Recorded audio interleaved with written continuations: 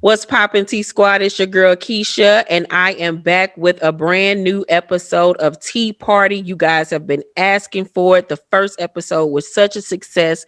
Thank you to each and every one of you who checked it out. If you have not watched our first video for Tea Party, make sure you check it out. I have my girl with me, my co-host Sheridan S. Davis on the line. Say what's Hey up. y'all. Hey. Um, of course, all of Sheridan's contact information will be down below in the description box. I want you to check her out, follow her on social media, as well as check out all of her fabulous novels. Also, Sheridan, tell them about the church information. Absolutely. Well, a lot of you guys have been asking about our church, and thank you so much. You can find us on Facebook, facebook.com/word for the world. And that's us. Wonderful. Every Sunday they go live with the sermon for that week. I go to church every Sunday in my bathroom, child. When I'm in there washing my face, brushing my teeth, and taking me a bath, that's when I connect and listen to the word. Last week I learned about Nicodemus, and I told Girl. Sheridan I want to name a character Nicodemus in the book, and she was like, no. I was like, well, I'm gonna do it. His name gonna be Nikki Child for short. And he gonna be sexy. I Um, hate. but today we are back with more of the Love and Marriage Huntsville drama. So Martell Holt, who I love to call Bitch Tail, went on Strawberry Letter on the Steve Harvey radio show or whatever. A lot of you guys were tagging me in it, and so I wanted to come on here and play you guys some of the audio clips from his interview, child, and we're just going to discuss everything that has been going down with this man. Can he be redeemed? Is this just something, a publicity stunt for him, just a way to try to make him look like the good guy or redeem his image? What do you guys take from this? I'm going to play for you guys the first audio of 7 that I have. This is the first clip from Martell Bitch Tail Holt being on Steve Harvey's Strawberry Letter, and he went on here to publicly apologize to Mel. Child, here we go. Beautiful thing. It really is. I enjoy being married. It's just some things that happen up, and I guess I dropped the ball. I really messed up. Okay. So let me ask you something. When you say you dropped the ball, tell me where you think you went wrong. Thinking that I deserve more. Well, I'm not gonna say that. Careful. I think I was being greedy. And at times, I would definitely say that I was saying that my wife wasn't doing certain things within the relationship. But I guess I should have communicated that in a different way, opposed to stepping out. Okay, that was the first clip. Sheridan, what are your thoughts? I feel like Martell is doing this obviously for publicity, but the true Martell keeps popping up. Like he was like, I feel like I deserve. Well, let me calm myself down so they don't snap on me. The true him is, it will come out, honey. Yeah. I just don't have the time or energy for this man. Like he is the poster child for toxicity. Like he is just the worst to me. Like I think that everybody is redeemable and have redeemable qualities, but he's not there yet.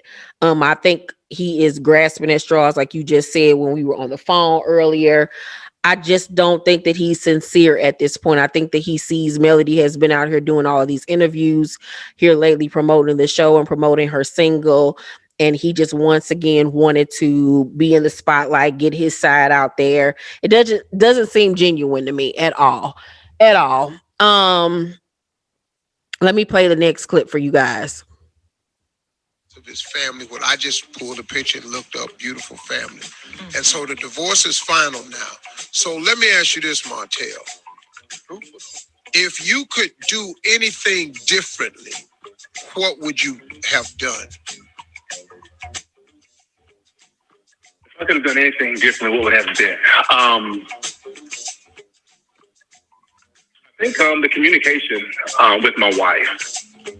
I think just Let's pause it there because we clearly remember him on the show, season finale, I believe, when he said that he wouldn't have done anything differently. So, which one is it? But Keisha, I mean, again, the true Martell keeps coming out because one thing I know, and this is a tactic that people use for interviews, right? Mm-hmm. Like if they want a job, if someone asks you a question, you'll repeat it to give yourself time to think. Yeah. Martell took 30 seconds to think about it, then repeated the question again because he don't think he needed to do anything differently. Like, what is But happening? he trying to make himself look good for Steve, child. Absolutely. Okay, let's continue on. but like what she mentioned to me, what I should have done is I should have literally grabbed her and set her down and had that adult conversation opposed to the things that I was complaining about. I would just complain candidly, opposed to really saying, hey, listen, we have an issue. Let's sit down. Let's talk about it because it's making me feel a certain way that's not wouldn't be pleasant for our marriage. So like what she mentioned, I should better communication. Okay, now let me ask you something. Were you, while you were having these verbal complaints, was there anything you was doing that deserved a complaint? Well, she wasn't complaining about too much. We had children. We have children, and a lot of the times I was like the more dominant parent. It. Well, but no, it wasn't anything that she was complaining about. It wasn't. Well, now let me ask you this, though, dog. Was it? No. Was it? She wasn't complaining because she didn't know everything. Right. I'm not sure. I mean, she wouldn't have to have her on the.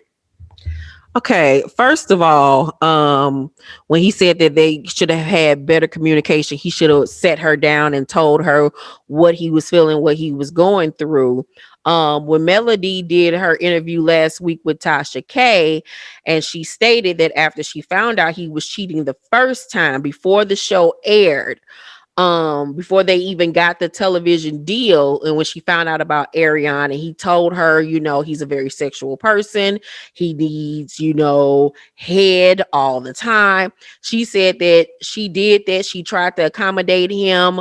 She said this went on for quite a minute and that he couldn't even handle it. So she was like, that was just an excuse because he still went back and started cheating. And she also said that she complained to him about, not giving her oral sex as much and that she liked for him to talk dirty to her in the bedroom and he didn't do that. So all of this shit about she didn't have any complaints, boy, please. And like you heard Steve Harvey's co-host say in the background, also he was just a perfect husband.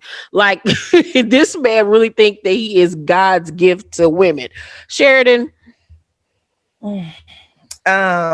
Martell makes my head hurt. um, yes, he definitely thinks he's God's gift to women. If you listen to him any amount of time, this is the first time I've heard him talk about this where he didn't stop and say, ladies, if your man is taking care of everything, make sure he's satisfied. He always preaching to women. Mm-hmm. But you know what? I think that once you develop an appetite for something, and you're an insatiable person, you'll want it like crazy. So was Melody giving him oral sex in the beginning and somehow slacked off? At what point did you develop this insatiable need for oral sex? Because for the first 10 years you were fine. Right. That's why I feel like that's a lie and that's just an excuse. I feel like he met somebody and he started cheating. And that was his excuse to Melody Her that, name is you're not giving me what you say? I said, and her name is Ariane. Like, it's like this girl, whatever it is, something in him was lacking because I don't feel that whenever you are cheating, I never think it's the other partner's fault ever because you can communicate. I'd rather you leave. Yeah. I'd rather you leave. If I'm not satisfying you to that extent, don't disrespect me and endanger my health, my spiritual health, and all that by having me open to you with no barriers because you're my husband. Yeah. and you out here in these streets. I'd rather you leave. So I don't think it's anybody else's fault. And he's just looking for something to say. I just Yeah, child. Next clip, third one. Was you hiding the cheating part pretty good, and for how long before Well, she confronted you about it? Yeah, I was when I was complaining. When I started to complain, that's around the same time that I stepped out. Yeah. When I started to complain, certain things wasn't adjusted the way I wanted it, which was selfish. But this one I stepped out. Yeah. And it went on for about a year before she found out. Went on for a year. Now let me ask you something. Do you think in your mind that the stepping out also brought about the demise of the relationship? I would definitely say so, because that probably took something out of me that could have been going toward my wife, and I was issuing over here to someone else. So I totally agree with that. And there's a baby involved, Steve. What you mean? He has a baby with this other woman. Huh? Yes. Yeah. He has a baby. I was You can tell. confused about 5 years on down the line. Yeah. Women dog. What? Steve. Yeah. You don't watch the show, Steve. No, he has a hold whole up, baby hold up. with this other woman. Yeah. Oh, wait a minute, dog. The other woman got pregnant? She did. I mean, this is when we said that we were going to get a divorce and all that type stuff. So it's not like it happened earlier on, but it happened. Well, hold on Yeah. now. Hold on. Because after she found out you was cheating, how long were you all married after she found out? 5 years. It took her 5 years to find out? No. She found out 5 years ago. Oh, okay. So she stayed with you after she found out you was cheating. Yes. Oh, okay. Yes. But okay, how old is the baby? The new baby? Newborn. It was born around Christmas, right? This Christmas? No, it's a newborn. We can't undo none of this. So I'm just trying to Yes, get the sir. facts. Okay. So I just leave it alone. You got a newborn, but you have how many children with your wife, the woman you were married? You got 4 kids. How close in age is the last 2? See. Well, Melania, she is 1.5, and my third is 5. So it's like a 4-year difference. You found out 5 years. Well, first of all, he wasn't even talking about their youngest two. He was talking about. absolutely. I'm like, Come on, Martell. girl. I want to talk about shame because it is obviously an apparent that he is very ashamed of this baby. He always skirts around it. He just calls it a newborn. He won't say the baby's name. He won't give a time frame. Like, it's something when you know that you've done wrong to people and your actions have been horrible, and then you're ashamed of certain actions, but you're not ashamed of others. What do you think that it is about, because he got on the show and kept on blaming her for the reason why he cheated and this, that, and the third. He didn't really seem like he was shameful of the fact that he cheated, but he seems like he's very ashamed of this baby. What is that about to you, friend? I actually think he was ashamed of the fact. No, let me get myself together. I think he was ashamed of the fact that we knew he cheated. Right. I think he's very ashamed of the fact that it went public. Oh, absolutely. And I would be ashamed as well. It's one thing to know that I made a mistake, right? Because I still think that at that point he still loved Melody, right? Or whatever his definition of love, because I don't think that's true love. I think he still had a soft spot in his heart for her. But then to have the physical evidence, because a baby ain't going nowhere. No. Like to have the physical evidence where I can't even lie anymore. Mm-mm. I can't get away with it. Nothing. Um, and so I think for him to have, because Martell seems like the type that is mama's baby. His father wasn't around, so his mama probably was the that's my little man type of mama, Mm-hmm. and he was the prize.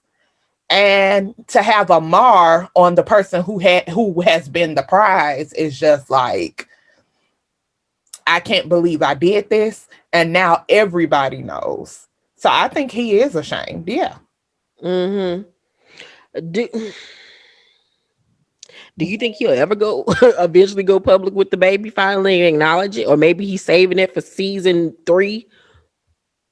Um, Because the fact that he had Ariana on the season finale, at least a phone call, they'll probably be all we get from her since Melody refuses to allow her to be on the show.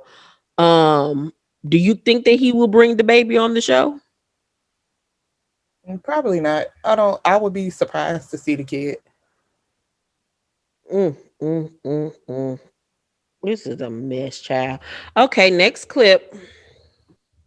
Divorce is final, and so now here he is, and he's admitted that he did some things wrong. What I learned myself was you can't fix in your house, you can't fix what's wrong in your house outside your house.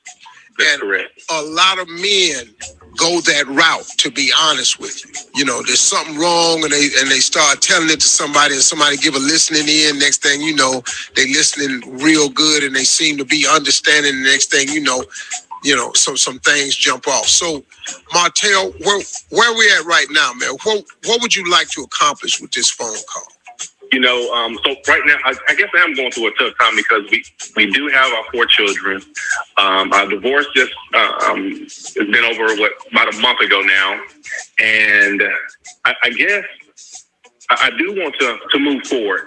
But I guess I need to know, how do I move on in terms of, like, do I start to, I'm not gonna say start dating someone now, but like, Dang. Martell, Dang.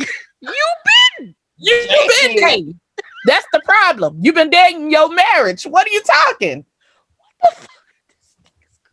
You got a girlfriend. What are you talking? Several. What are you talking about, sir? Like, that should be the last thing on your mind. Like, the fuck is wrong with this I nigga? don't know if I'm ready to date. Excuse me? Imagine Ariane listening to. Like, what? Woo. Oh God. All right, let's continue. what does the future look like? Well, you've been doing that. So Don't say we- date. No, don't worry about that. But but see, man, let me say this, because I don't care how a marriage go. At the end of the day, the children had nothing to do with it. And every man that has been found guilty of this, every last one of us who have been guilty of this, have had to grapple with the facts that we blew a family. Mm-hmm. Yeah, We messed up a family. that's And- what I'm battling with right now too. Yeah, man, because it's hard, man, because in the words of Tyrese in that song Shame, what am I supposed to tell these kids? See, that's the gripper. And that's where a lot of us as men, we don't have groups to help us through these moments like this. Well, Okay. he is seeing a therapist, Steve, by the way. Okay, I really want to discuss this because uh I like I not even like I love the fact that Steve pointed out that the kids are going to be deeply affected by his behaviors. And he probably thinks and doesn't really take that seriously as of right now, but it really honestly does, especially if you're someone that comes from a broken home, or you come from parents that are not together but are very contentious when it comes with each other.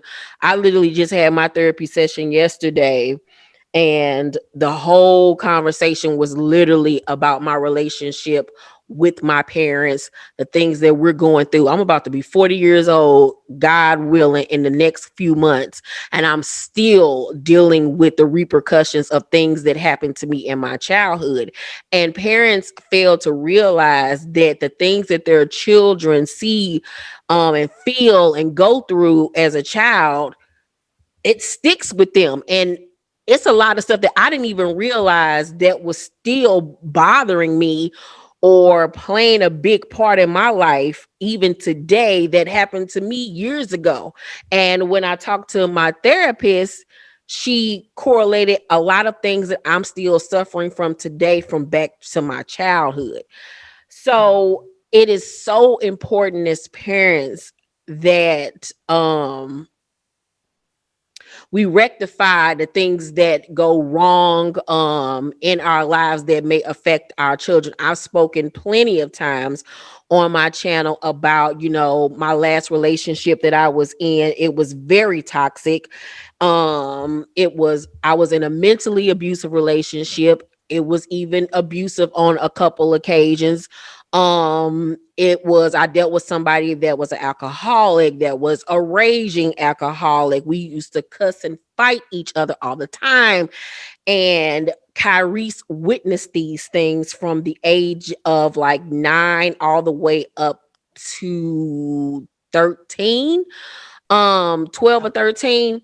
And those are formative years in a boy's life. And I believe Martell's son is around probably about 8 or 9 years old too. So he's seen and witnessing a lot of these things and paying attention to the way that his father behaves and the things that his mom is going through.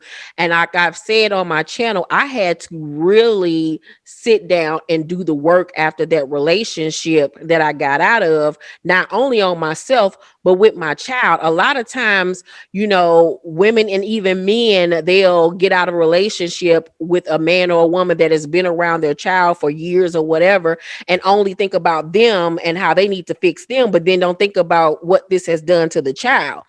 And it truly affected Kyrese, those things, because he witnessed these things. He witnessed me crying. I'll never forget.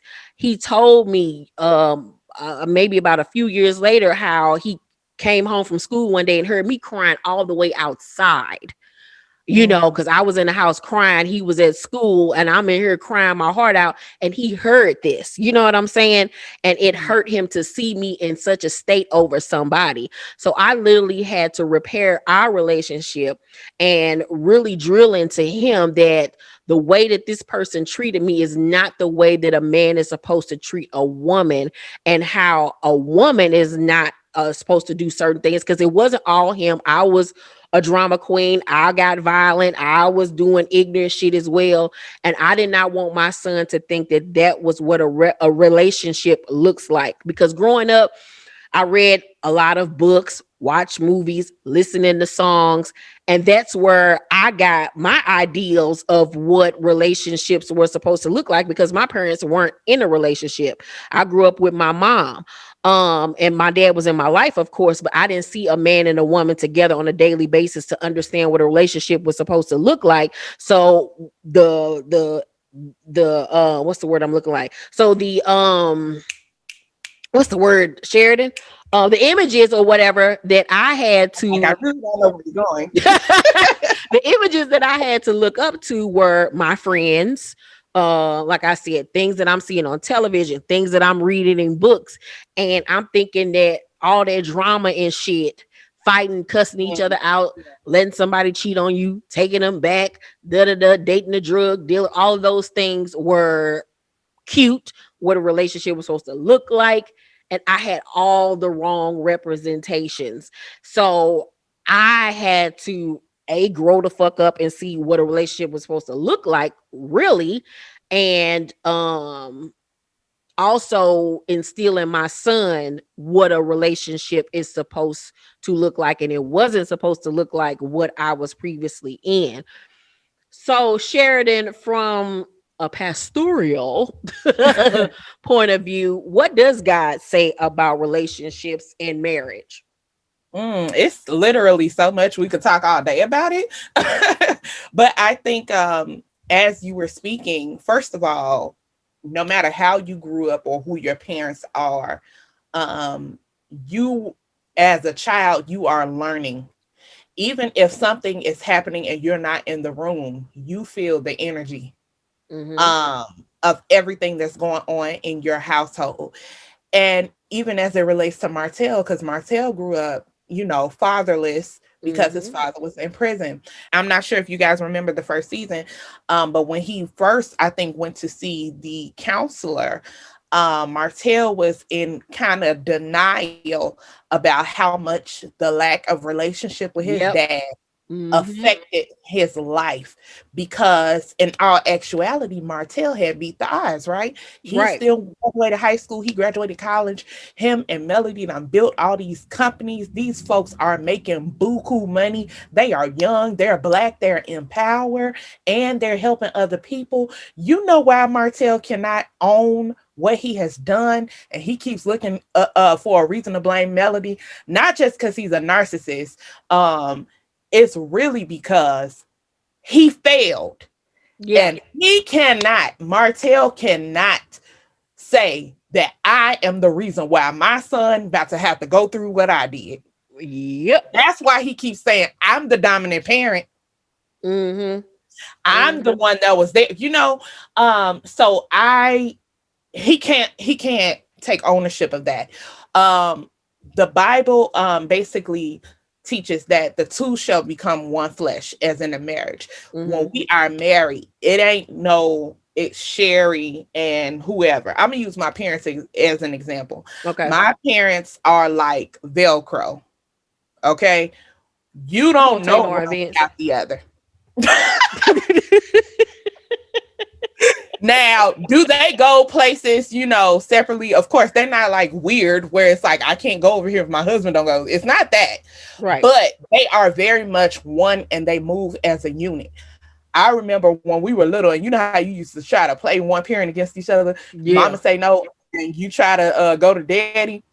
My parents were never having that Right. because they move as one. And so when you are building one team together, marriage is like a combustion where I bring my world and you bring your world and we break it all up and make one world. Okay. And for we make one world together, one house, one band, one sound. And when you step outside of the ordinance, that's what God has said. The man, I know some people don't like this, but I'm gonna just say what it is: the man as the head, the woman as a neck. That does not mean that I am less valuable than you. You can't move your head if you ain't got no neck. Period. Unless you Benzino.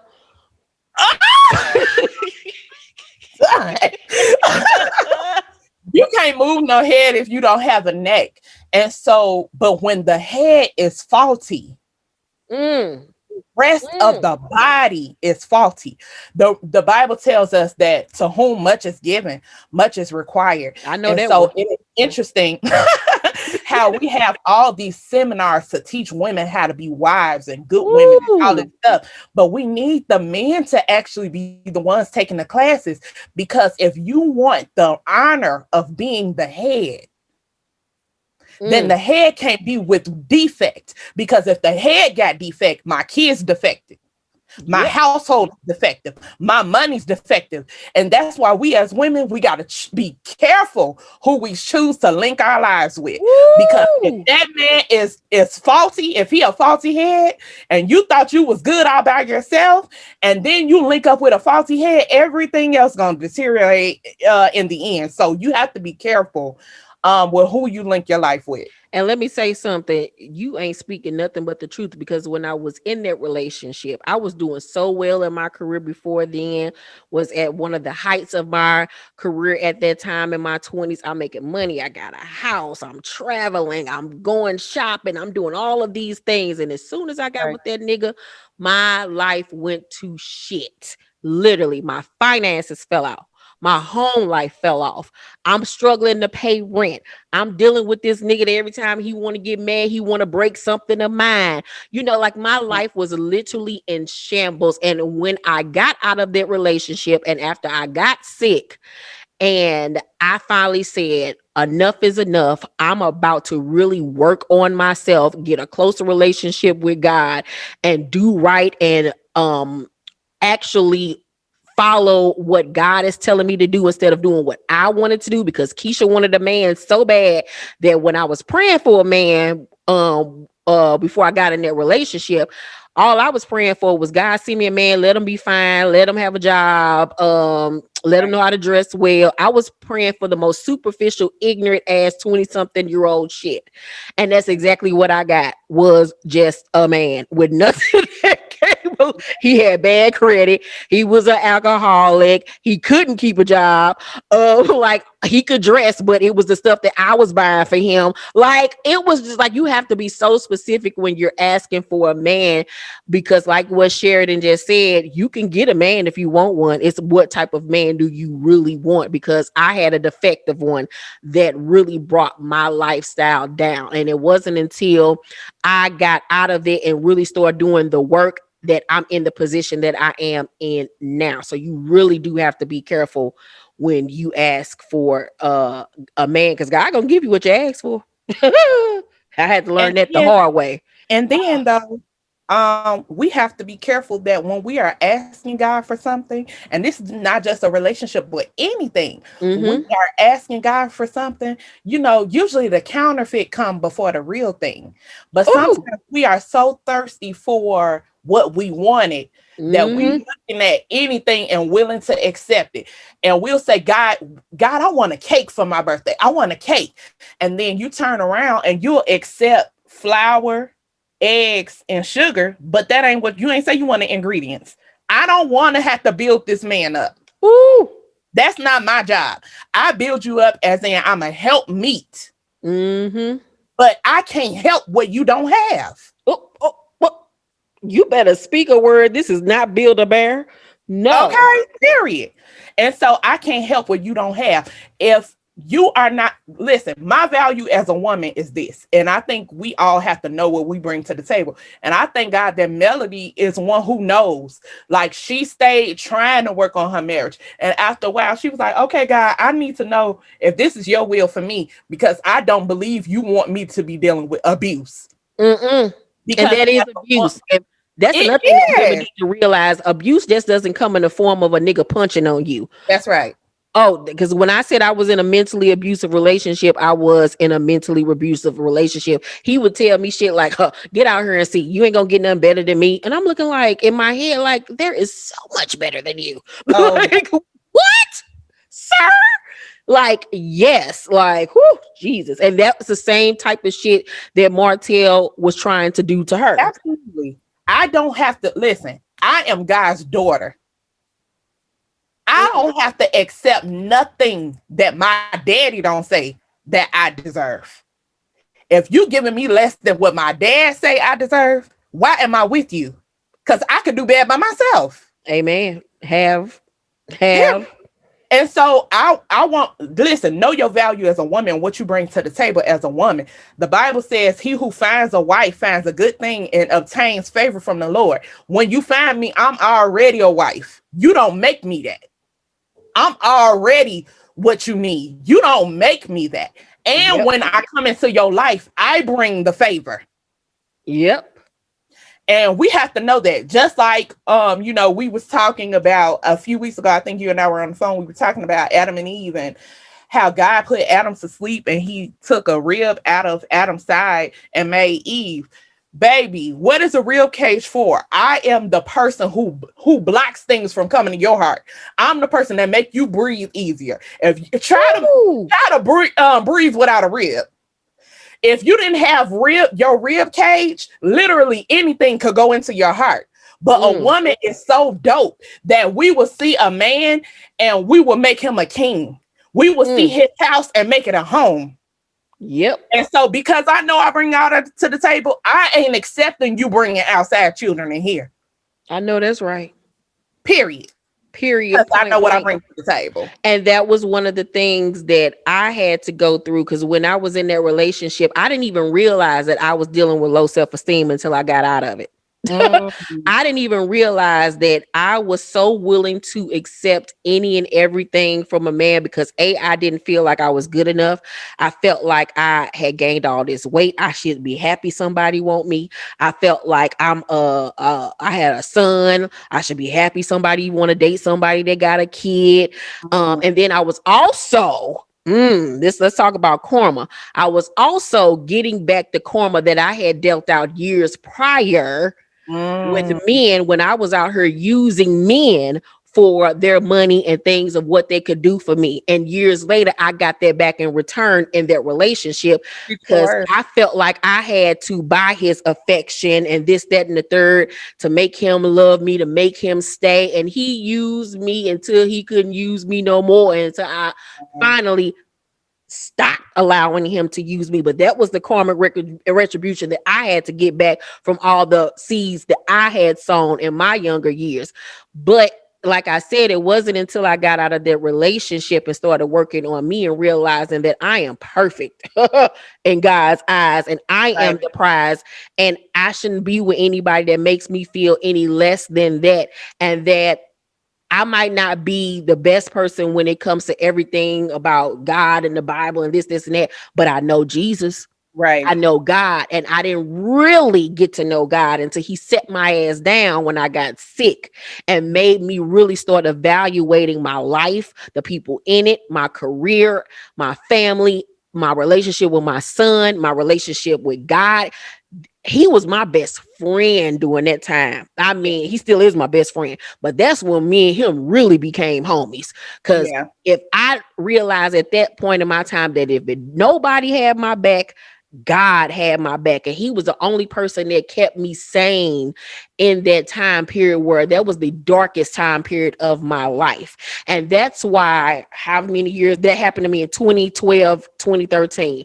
And now we're in 2021 and I have been celibate since 2013, have not been in a relationship with anybody over those years. I have been doing the work on myself, building myself back up spiritually through the help of Sheridan, building myself back up financially by working really hard. I realized that God was my best friend, and since 2013 I have been celibate and been by myself, have not been in a relationship because I was one of those serial relationship people where as soon as I got out of a relationship I felt like I needed to be with somebody else because I did not want to be alone. And one of my biggest fears growing up is that I did not want to be alone because I didn't want to be like the women in my mother's side of the family, because nobody on my mom's side of the family is married. My mom was not married, my auntie wasn't married, my grandmother wasn't married, her mother wasn't, like none of those women were married. They all were pretty much like teen moms at some point or whatever. And I wanted to break the cycle. I didn't want to be the one without no man.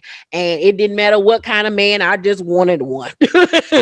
And really being by myself all of these years, I have grown so comfortable in my skin and who I am as a woman, and really realizing my worth and valuing myself as a woman and my time and my heart, because we as women, we give our hearts so freely to men and so abundantly to men, but we will give them the world, and even think just him taking us out to dinner or opening the door is like the biggest thing ever. And that's what they're supposed to do.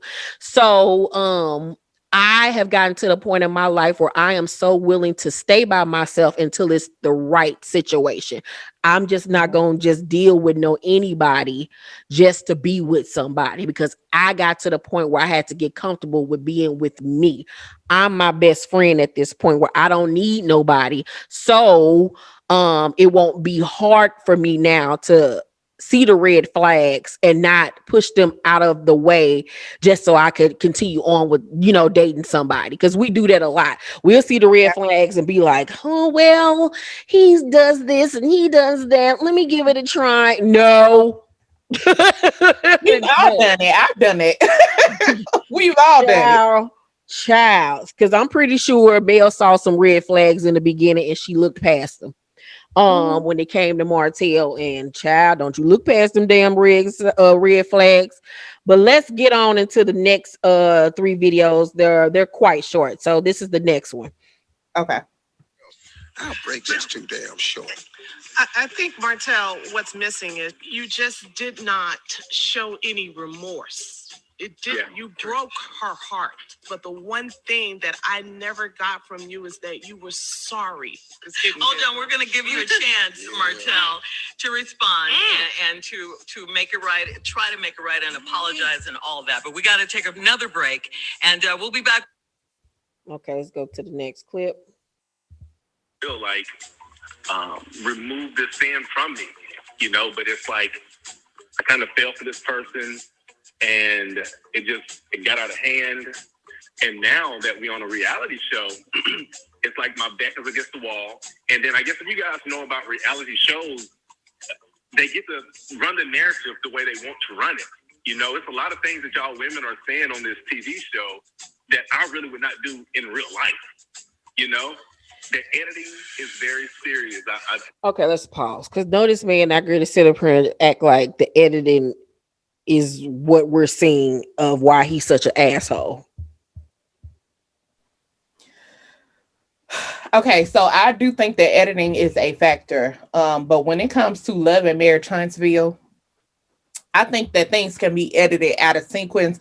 And there are instances in different shows where the editing has been, stuff is chopped and screwed to Black and Crew.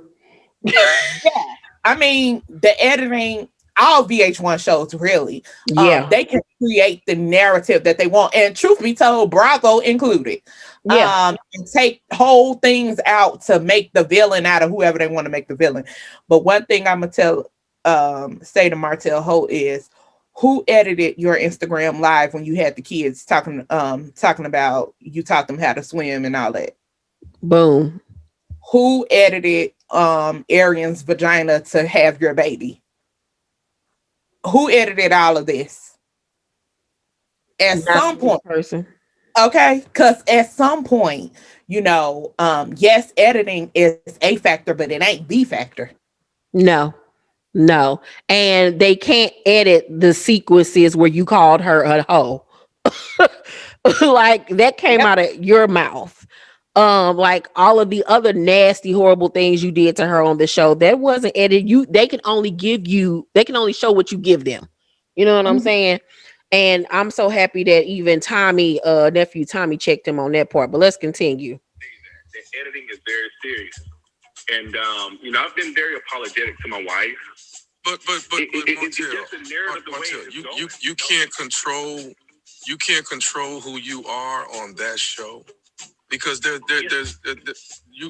has to be a way that you can control who you are. They can't make the Martell be the Martell they want it to be just because they want ratings. You have to be able to control the Martell that you want, the Martell that's portrayed out there. Well, now let me say this too, because that sounds really good. But when people that you really would not meet in real life, that makes you feel some type of way. I'm up here meeting people, telling them about my relationship that I normally wouldn't do. What I'm supposed to do?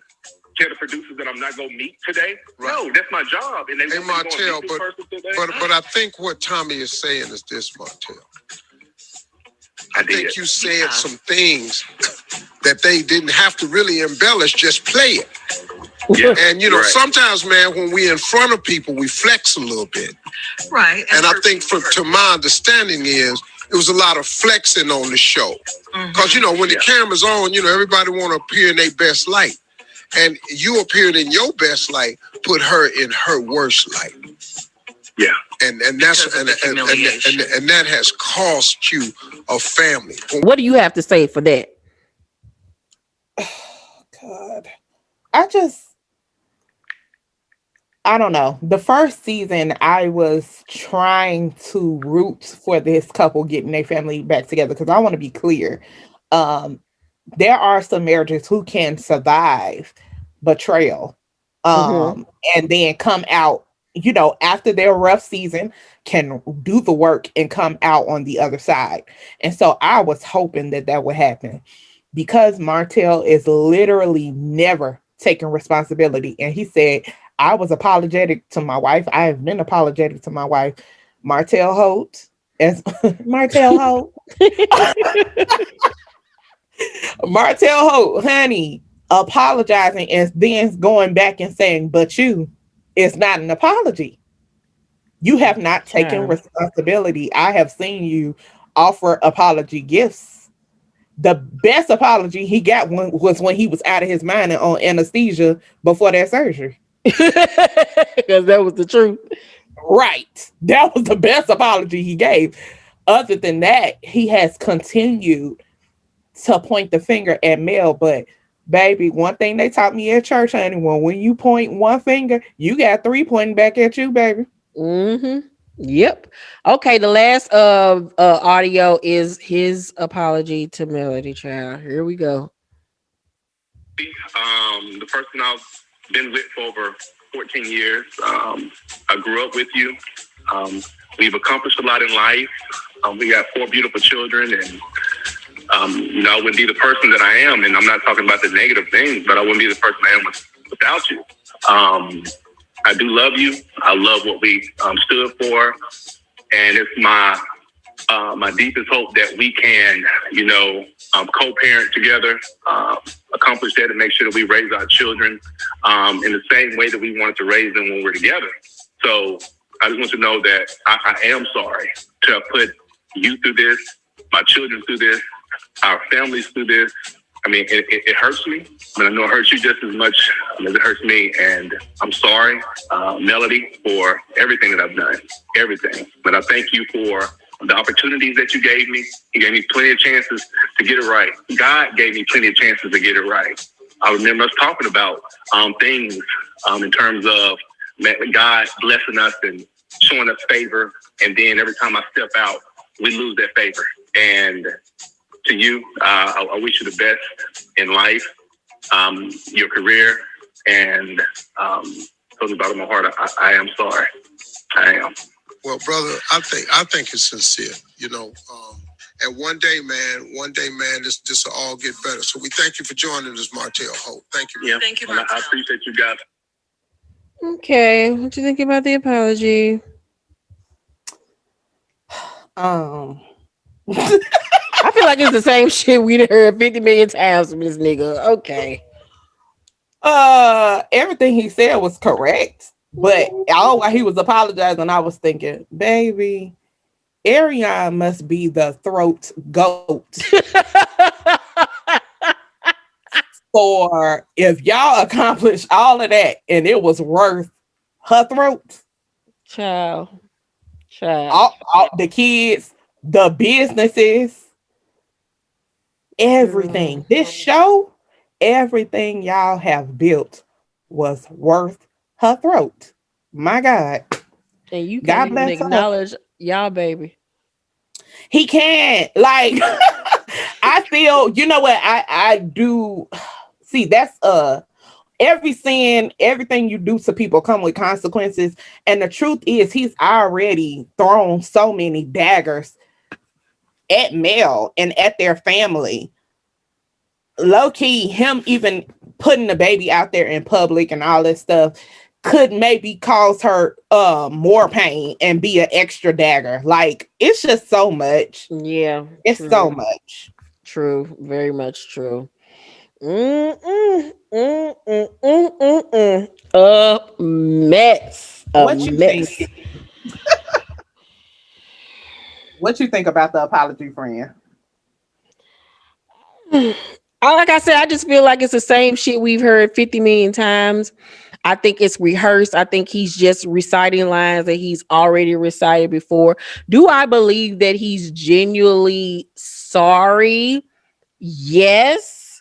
But do I feel like he's sorry to the point that if he could get her back, he would stop cheating? No. He's sorry for what they lost together because Melody said that man didn't file for bankruptcy. Then he stole $17,000 of their money out of their joint account, won't give it back. According to Melody on her Tasha K interview, he didn't get the kids anything for Christmas.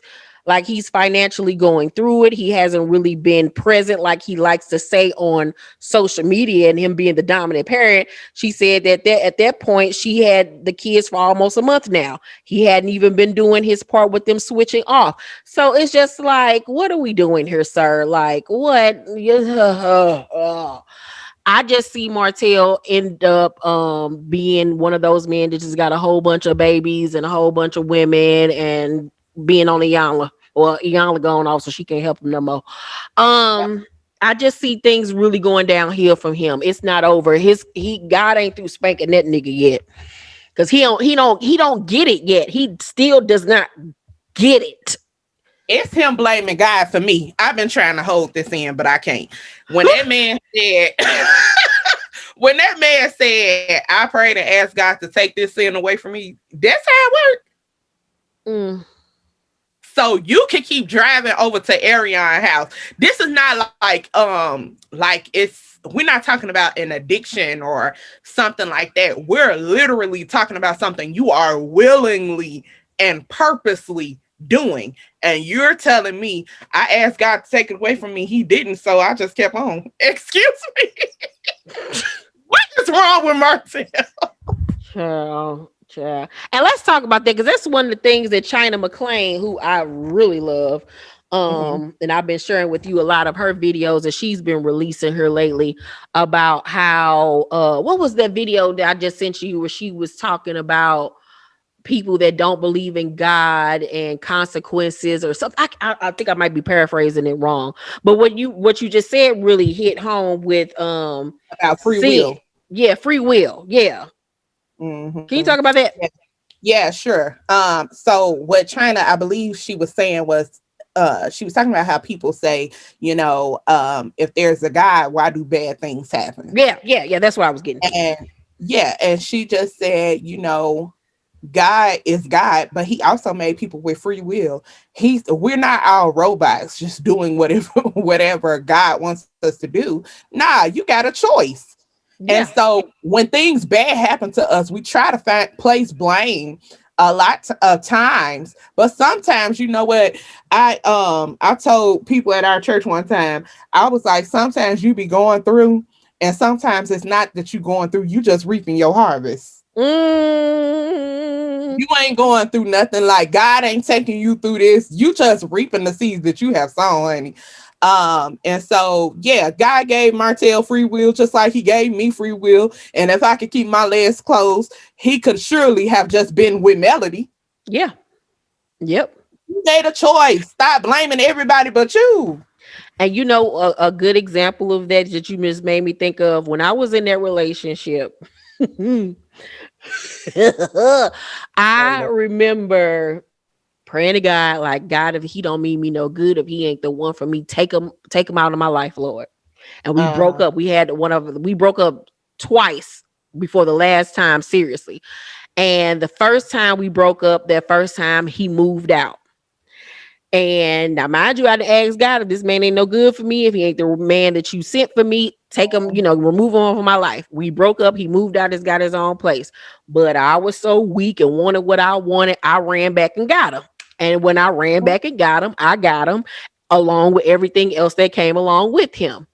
Then Yeah. we went through another hard time and we broke up and he moved out. And I remember I was so depressed that he was gone. And even though this man had hurt me tremendously, took me through hell, I remember vividly praying to God, Lord, just bring him back. Lord, just bring him back. I want him back, Lord. And if it don't work right this time, I'm gonna just work on me and do what I need to do for myself, because that's what I had to learn at this point, that I couldn't change him. I could only change myself. And I just remember saying, God, just bring him back. And if it don't work out, at least I know it wasn't me. We got back together. That was 2012. That was at the beginning of 2012 when I prayed that prayer. And I know God was looking at me like, this hard head heifer her. Like, I keep on removing this nigga and she keep on running back and getting his ass. Like, well, okay. And one thing that I learned from off Oprah one day where she was like, God will like drop a pebble on your head, like, okay, motherfucker, I'm trying to show you. Then it'll be another one, or he gonna knock your ass down again, or that's another warning, until at one point he gonna finally drop a boulder on your head for you to fucking finally get it. And my boulder was me getting sick, because when I got sick, I had no choice but to sit my ass down and finally look at my life and the way that it was going, because my life was really going downhill at that point. And I feel like you can't tell me that wasn't God's way of finally really taking the belt out and spanking my ass like your ass is so fucking hard headed. Now I gotta take shit away from you and remove motherfuckers for your ass to finally see what I have in store for you. Because he already knew that this was coming for me at that Right. time. I didn't know that I would be here 6, 7 years later in the house of my dreams with a movie on the way, with a popping YouTube channel, with a son that went to college and graduated and all these things, with a friend like Sheridan in my life to help me not only spiritually, but as a friend, with all of these amazing people and things that I've been able to accomplish since being out of that relationship. He knew all of this was on the other side for me, but I had to get certain people out of my life in order for me to reap those blessings, because he didn't want my blessings to then be a blessing for him and a couple other folks. And so, like I said, once he set me down and I had to look at myself, the relationship that I was in, my family situations that I was in, friendships that I was in at that point, and I had to really see things for what they were. And I started to remove certain people. And then I started figuring out my career. I got back healthy again. I really saw how real God was, that he spared me from dying and all of these, things. I just went through so much in 2013. And like you said, you can't say that there isn't free will, because I did what I wanted to do at that point. And I feel like God gave us free will so he can show us that through your mistakes, I'm still going to be here, and that there Right. is good on the other side for you. And I feel like we do all have to go through mistakes and hardships in our life to make us stronger and to build a stronger relationship with God. So he can show you, this is what I have for you, baby girl or baby boy, if you just trust in me, you Right. know? So Oh, yeah, that was honey, my you little know I tidbit. went through that this summer. Let's be real. I went through that this summer. Not to the extent that you did, Right. but being in a relationship. And first of all, I believe in the power of prayer. So I'm praying every day, like, Lord, is this okay for me to do? Should I go out with this guy? Should I, et cetera, et cetera. And when it did not work out, and it was very brutal. But I'm gonna tell you, the night before everything kind of went kaput, Yeah. I had prayed to God and I said, Lord, and it wasn't like a whole lot of things was going wrong. It was just little red flags. Mm-hmm. And I said, God, if this guy is not the guy for me, or it's not someone I should spend, more time with, um, please separate us in a way that's least painful as possible. Because I was already kind of in it. Yeah. And that night when I went to sleep, I don't know if I've even told you this. I went to sleep and I thought I was bugging, but God be showing me stuff in my dreams. I know. I went to sleep, baby, and I had a dream that I came out, like me and dude was about to go on a date. I came outside and we went to this park that we would go to.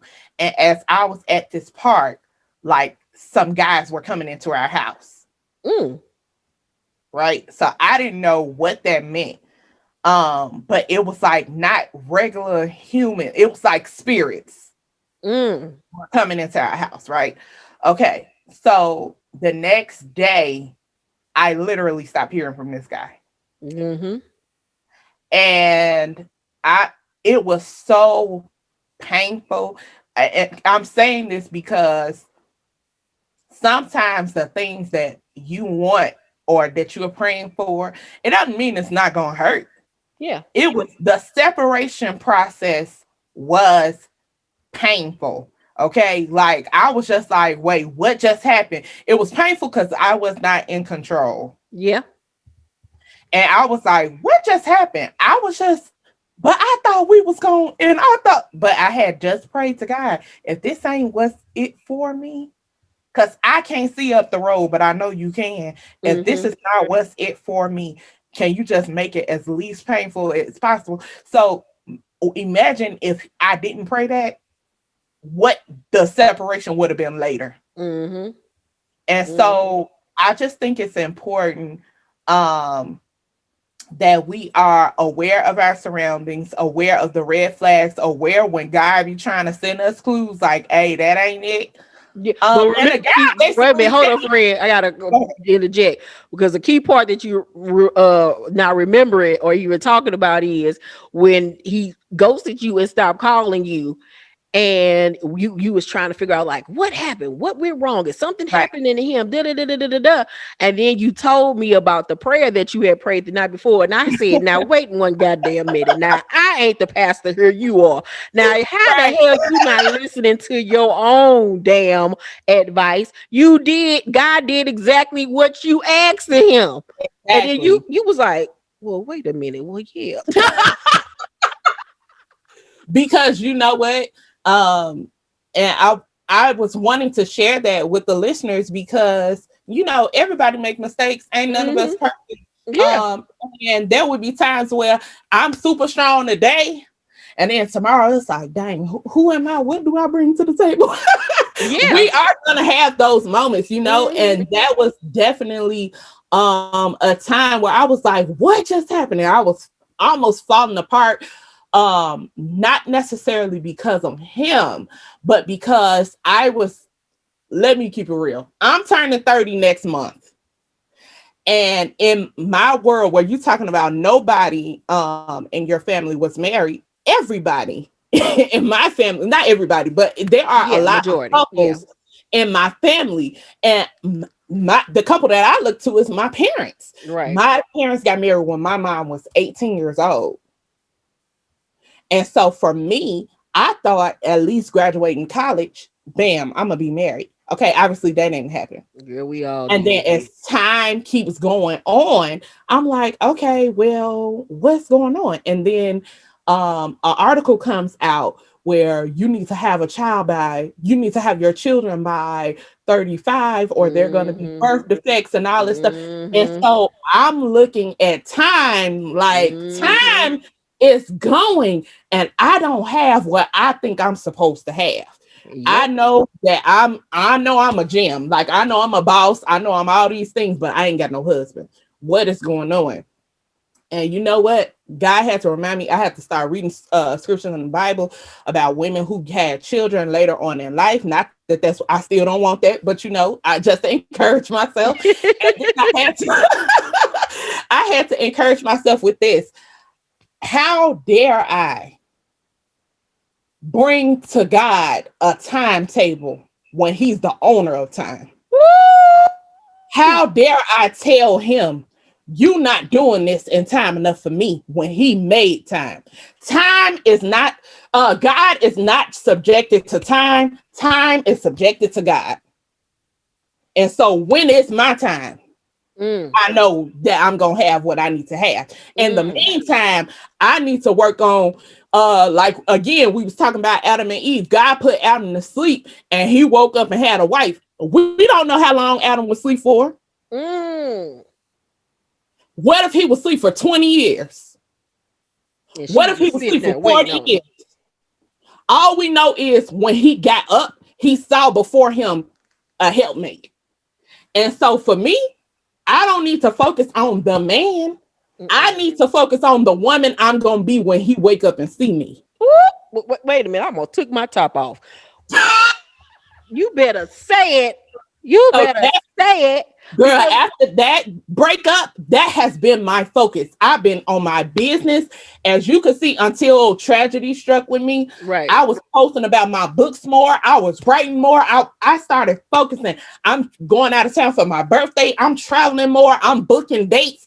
I'm gonna be the best woman I can be. I ain't got no kids. What? Get me on the plane I know that's right. I because know that's I'm right. gonna be the woman that when he open his eyes and see me, he gonna see a rib already. Not somebody he got. I'm not a little girl. He gonna see a full grown woman. You better say it because all the time when women talk about relationships and wanting a man, it's always what he could bring to the table. Well, sis, Absolutely.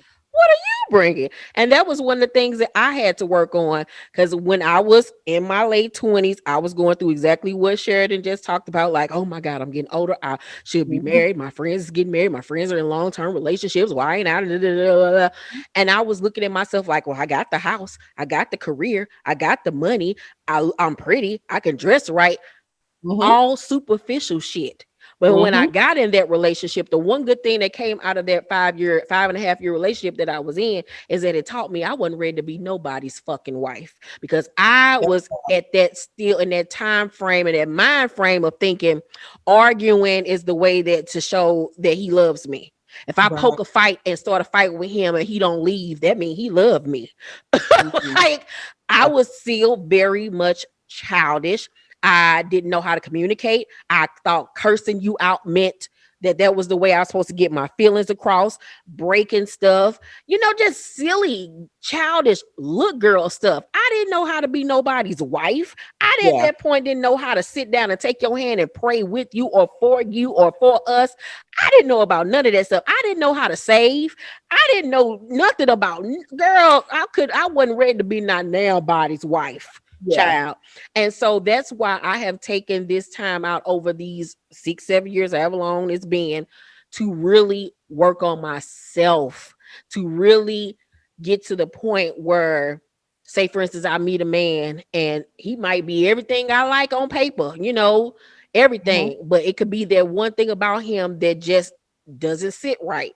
To Mhm. trust in that God voice and say, nope, walk away, Yep. don't do what you want to do because of the attraction or whatever, to walk away. And that's one of the things I've talked about with Sheridan that I have been afraid of. Like, will I be strong enough to walk away? Will I? Because one thing I don't want is nobody coming and disturbing my peace, because I've worked so hard for it. And it's gotten Right. to the point, I talk about it to Sheridan and a lot of my girlfriends, that it's gotten to the point where I'm so comfortable being by myself that I almost don't want nobody to Yeah. come in my life and try to fuck shit up.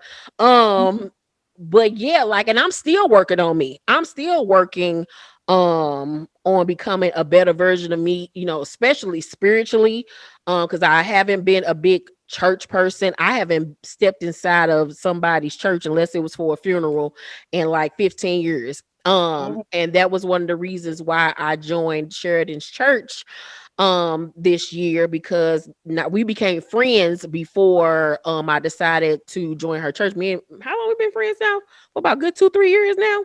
Something like Um yeah, and she never pushed it on me or nothing like that. It just was a gradual thing where I would start asking her questions that I didn't understand about the Bible, or why this happens and this and that. And sometimes she might not have the answer for me. Sometimes we got to go to her daddy that might have the answer.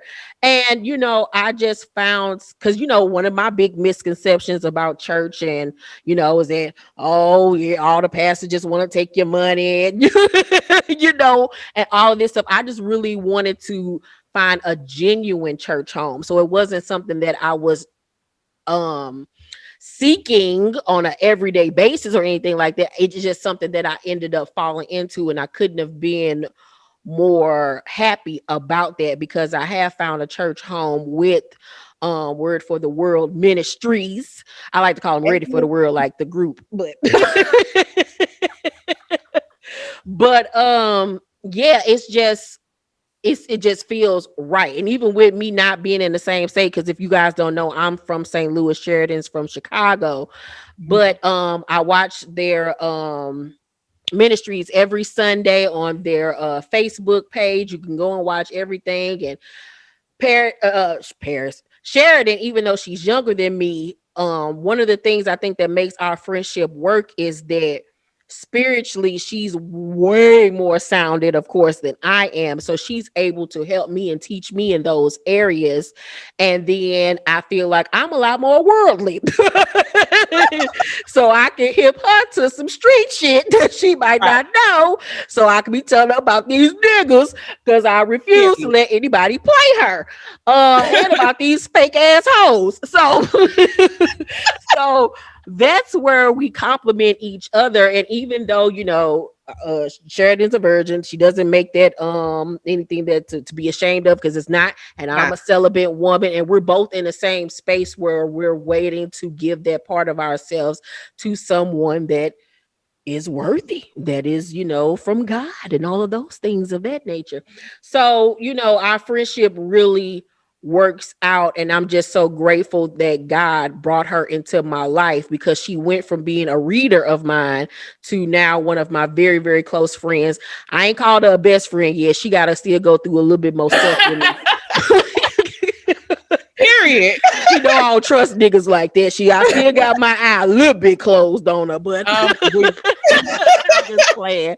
But no, she has literally become one of my very, very close friends. I like to refer to her as my big little sister, because she taller than me. That's why I say big.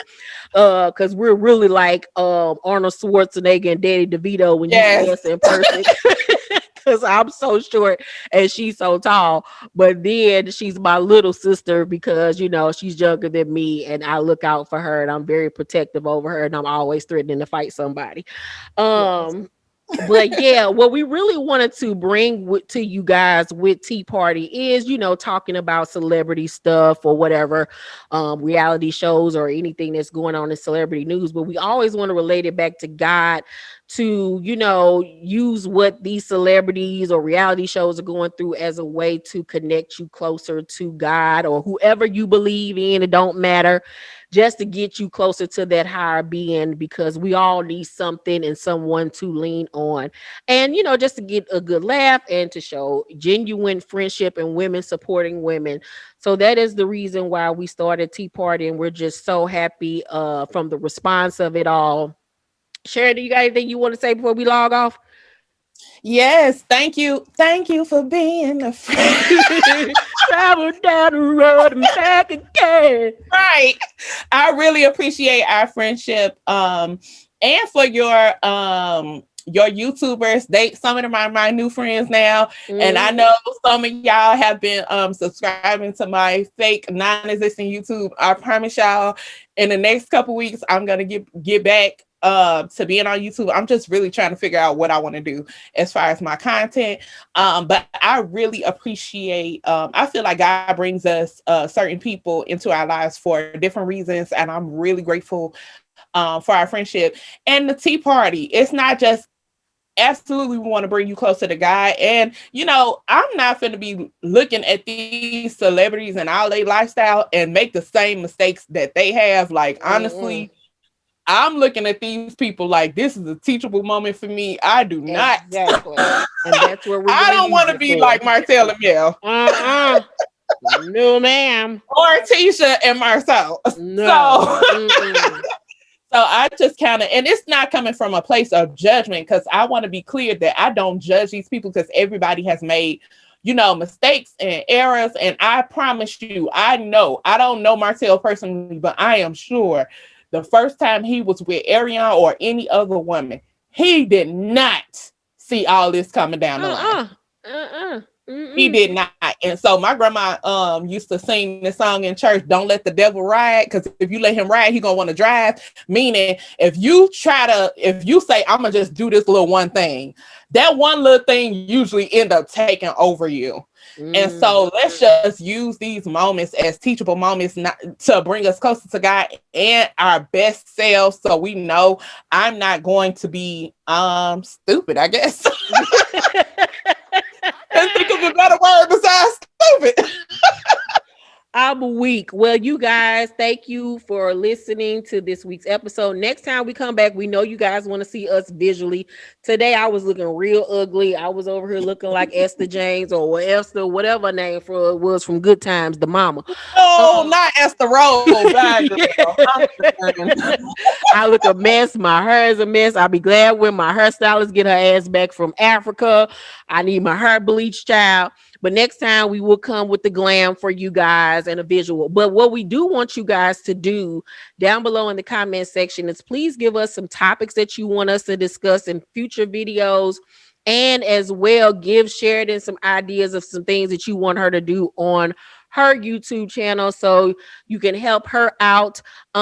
Make sure you guys thumbs up this video, hit your notification bell button so you know when these tea party videos drop. Make sure you subscribe to my channel and make sure you subscribe to Sheridan's channel.